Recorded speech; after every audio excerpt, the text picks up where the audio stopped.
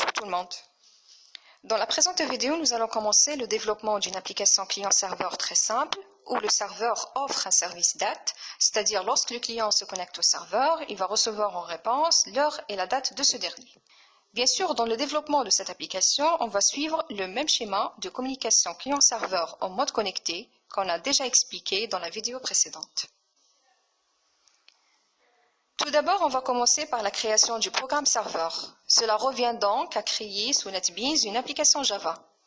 Comme d'habitude, on va nommer le projet, par exemple, mon serveur date. Puisqu'il s'agit d'une application avec interface console, je vais laisser Create Main Class coché. Concernant le code, la première des choses sera d'importer les bibliothèques dont on aura besoin. La première bibliothèque est la bibliothèque des entrées-sorties. Donc java.io, io pour input-output, elle nous permet de manipuler les flots de données. La deuxième bibliothèque qu'on va utiliser est la bibliothèque java.net, net pour network. Elle nous permet de définir tout ce qui est adresse IP et tout ce qui est socket. Maintenant, on va se placer dans la fonction principale et insérer notre code. La première étape consiste à créer la socket d'écoute. Pratiquement, il s'agit de créer un objet de la classe ServerSocket. Ici, j'ai nommé ma socket SVR. Et bien sûr, j'ai créé la socket en utilisant le constructeur de la classe qui porte le même nom, ServerSocket. Ce constructeur prend un seul paramètre qui est le numéro de port sur lequel est enregistré le service. Ici, par exemple, j'ai choisi la valeur 6000. Bien sûr, on est libre de choisir n'importe quelle valeur, mais à condition qu'elle soit dans l'intervalle 1024 jusqu'à 65 535.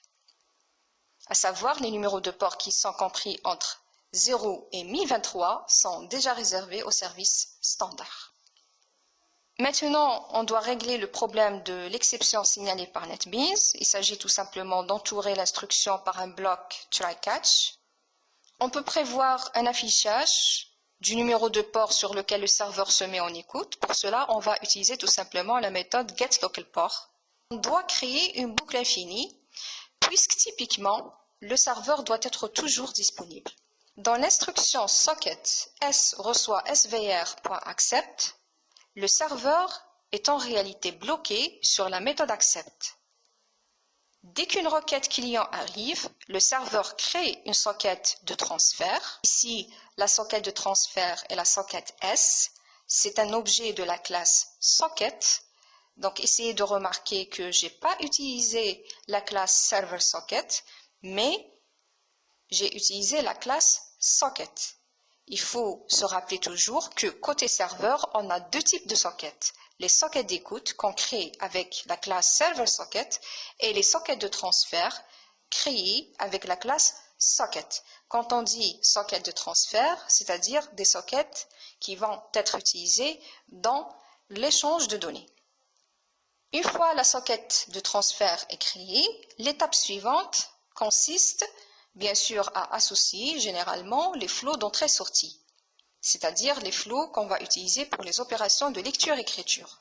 Cependant, pour notre application, le serveur va effectuer seulement une opération d'écriture, puisqu'il va juste envoyer la date. Maintenant, pour créer le flot de sortie, j'ai utilisé la méthode getOutPutStream. Bien sûr, la méthode getOutPutStream renvoie un flot de données binaire, ou bien on dit un flot d'octets. Dans l'instruction dataOutPutStream, sout reçoit new dataOutPutStream. Donc, qu'est-ce que j'ai fait réellement? J'ai fait envelopper le flot binaire dans un flot de données. Par la suite, je vais récupérer la date tout simplement en utilisant la méthode date et je vais bien sûr la transformer en une chaîne de caractères.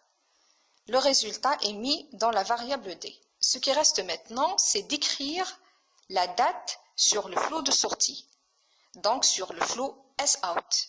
Pour ce faire, j'ai utilisé la méthode writeUTF. Bien sûr, j'ai choisi la méthode writeUTF puisque j'ai une chaîne de caractères à écrire. Si par exemple, j'ai besoin d'écrire un entier, j'aurais dû choisir la méthode writeInt. Notre application consiste juste à envoyer la date. Donc, le serveur va tout simplement fermer la communication une fois il a terminé l'opération d'écriture. Pour cela donc, j'ai ajouté l'instruction sClose. Donc sClose permet de fermer la socket de transfert. Quand on ferme une socket, bien sûr, les flots qui y sont associés seront fermés systématiquement. Il faut noter cependant que le travail du serveur n'est pas terminé. Le serveur va revenir sur l'instruction svr.accept, c'est-à-dire il va revenir à l'attente de nouvelles requêtes. Donc ce qui s'est passé, c'est que le serveur a terminé le traitement d'un seul client. Ce serveur en réalité est dit itératif, puisqu'il permet de traiter un seul client à la fois. Ainsi, j'ai terminé le développement de mon programme serveur. Dans la prochaine vidéo, on va développer le programme client.